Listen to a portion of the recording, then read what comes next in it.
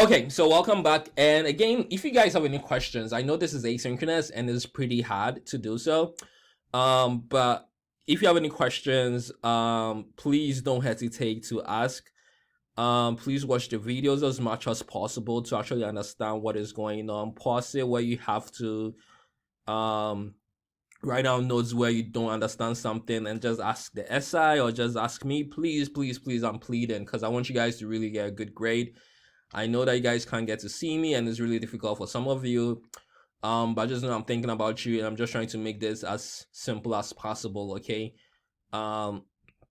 Yeah, but I promise next semester is gonna be a different situation where I get to see everyone anyway, okay? Right, so we're looking at the mainstream business cycle and we looked at the four sort of sub theories under those, okay? Now we're going to be looking at the real business cycle theory. And the real business cycle theory is basically also a theory trying to explain business cycles, but it doesn't use the route of the mainstream business cycle theory. It basically says that, well, the only reason that our business cycles is due to productivity changes or fluctuations in productivity, okay? So it has nothing to do with aggregate demand. It has nothing to do with actual GDP sort of maybe shifting from potential GDP or whatever, okay? The only reason why there are business cycles, okay, why there's an economic expansion, why there's an economic recession, right, is due to fluctuations in productivity. Sometimes the economy or people in the economy tend to be productive, and in other times they don't tend to be productive. If they tend to be productive, okay, well, then in that sense, there'll be an economic expansion. If they are not productive, well, then there'll be a recession, okay? Right, so for example, according to the real business cycle theorists, they'll argue, well, the COVID-19 recession is happening not because there are changes in aggregate demand or anything like that. It's only happening, well, because actually there is loss in productivity, okay? So that will be their argument, okay?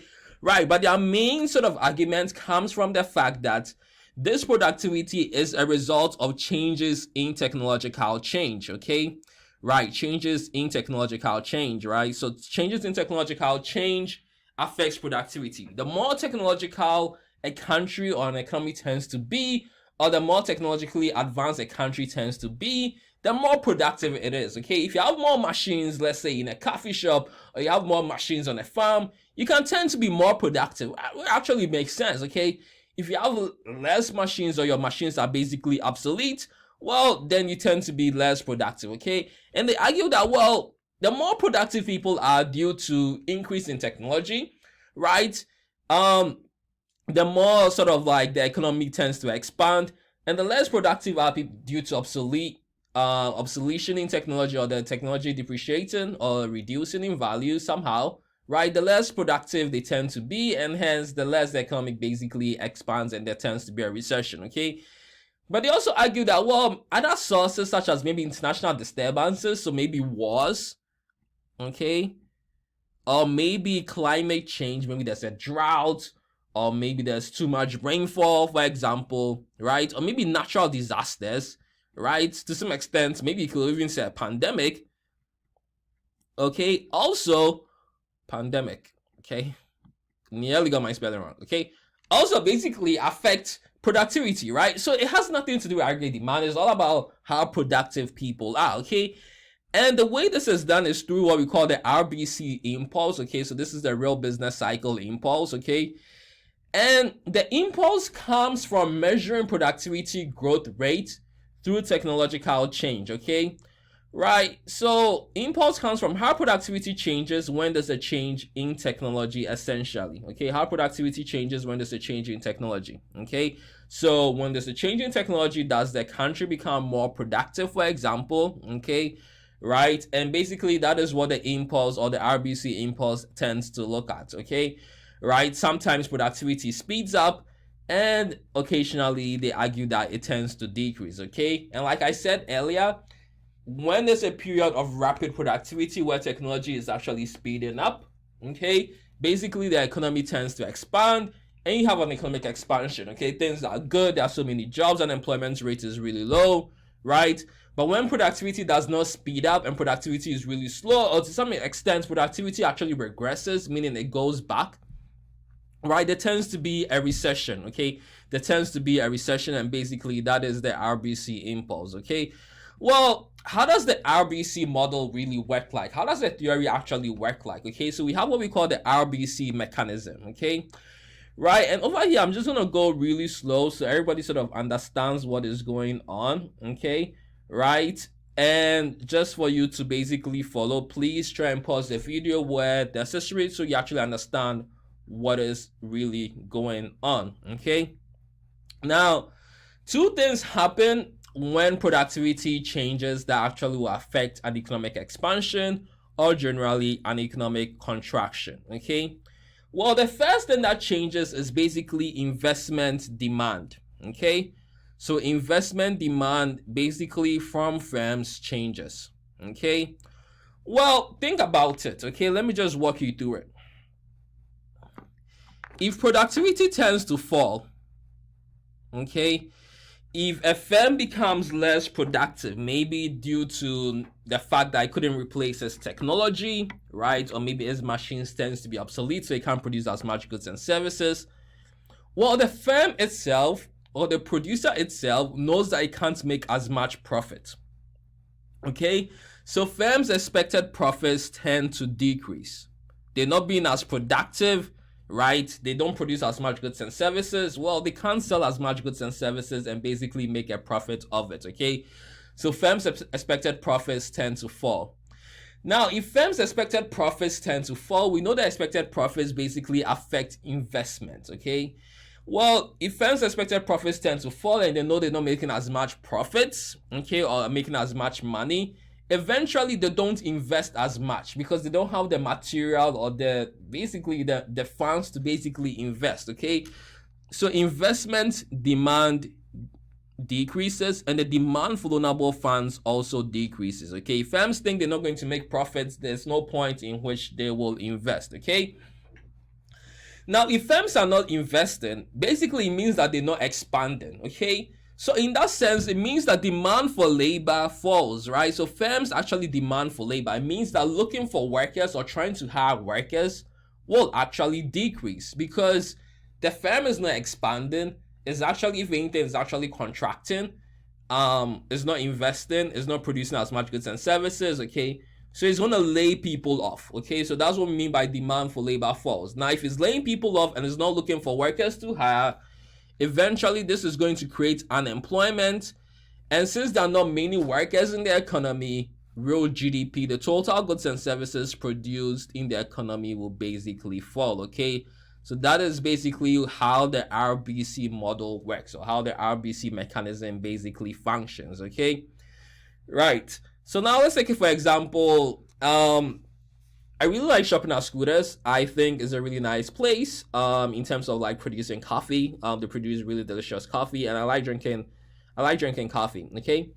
So let's take Scooters for example. Let's take a really simple hypothetical example. Suppose this economy consists of only one scooter, okay, or maybe one scooters, right? Or however you want to call it. And that is the only good that is produced in this economy, okay? A good from Scooters, which is basically coffee, right?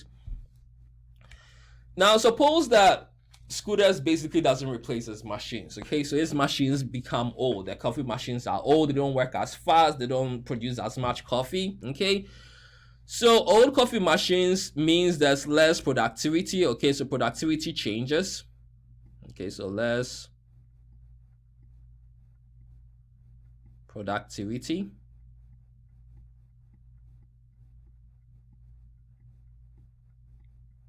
Right? Well, if the coffee machines are really old and there's less productivity, well, they don't produce as much coffee as well. Okay? Well, if they're not producing as much coffee, well, they can't sell enough coffee to actually make a profit. So in that sense, they actually have low profit. Okay? So Scooters in that sense will actually not invest as much because they don't have the funds to invest, okay? They have less investment. They have less motivation to actually invest because they're not making as much profit, okay? So in that sense, there's less investment. Well, if they are not productive and there's less investment and there's low profits, they lay people off, okay? Because they don't need all those people hanging around, okay? It's already costly to actually be paying for their wages whilst they're not doing anything, okay? So they lay people off. At the same time, they're not going to be hiring. And once you're laying people off and you're not going to be hiring, right, the number of workers you actually have reduces, and the number of coffee you actually produce reduces, okay? Right, so if we're saying that school does is a hypothetical example, or is a hypothetical economy, right, less productivity means less profits, less investment, and eventually number of coffee producers reduces, okay? So low productivity then actually reduces GDP, which is basically the amount of coffee produced, okay? On the other hand, high productivity means more profits, more investment, and then higher number of coffees produced and higher GDP, okay? So that is how the RBC mechanism basically works like, okay? Now we'll look at criticisms and defense of the RBC theory, okay? Well, the one main criticism of the RBC theory is that, well, people argue that productivity shocks are not just caused by technological change, right? Productivity shocks are actually caused by changes in aggregate demand as well. Aggregate demand can actually affect productivity, okay? So if a firm decides to invest in more machinery, it can make people more productive, okay? For example, if the government decides to build more factories, more plants, it can actually, or train more people, it can actually make people more productive, okay? So productivity shocks are not just caused by only technological change, such as automation, but it's also caused by changes in aggregate demand, like government spending and training people, or people, or companies basically investing more. So that is the one main criticism. The textbook actually has more criticisms, but I'll just focus on this one main one, okay? And then the defenders of RBC theory claim that, well, if you actually look at the data, RBC theory seems to fit how business cycles and economic growth actually happens, to the point where when you're actually looking at productivity growing, generally the economy tends to expand. And they've realized also that in cases where productivity doesn't grow, the economy doesn't really do well. You're actually in a recession, okay? So that's what the defenders of the RBC theory normally say. Personally, I'm not for the RBC theory. I don't necessarily think it works. Right? It's a good way to understand business cycles, but fundamentally it's flawed. Why? Because if you think about it, during the financial recession, when financial markets basically crashed, productivity in the United States were very, very high. Actually, you haven't seen productivity that high in like decades, okay? But still, we actually had a recession, okay? So that basically defeats the purpose. According to the RBC theory, if there's high productivity, there should be an economic expansion, not a recession, okay? So in other words, basically sometimes it's aggregate demand, or sometimes an unexpected shock will lead to a business cycle. So it's not just solely technological change, okay? Right, so that is the RBC theory, or the real business cycle theory, and hopefully by now you understand the difference between the RBC theory and the mainstream business cycle theories we actually looked at, okay?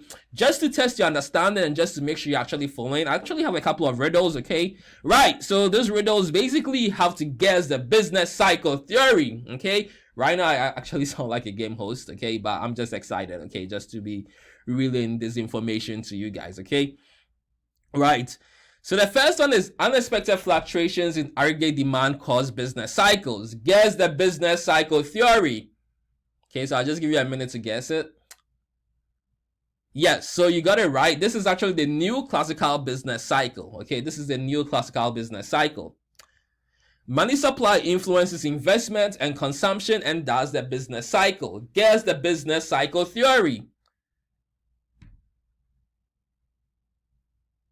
Well, this is the monetary cycle theory. Okay, this is the monetary cycle theory. Every time you see money, think of the monetary cycle theory. Okay, and the last one, only productivity changes affect the business cycle. Guess the business cycle theory.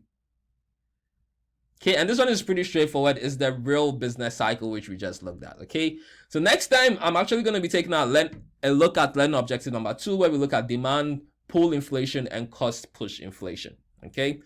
Again, if you have questions, don't hesitate to send me an email and ask. Okay, thank you.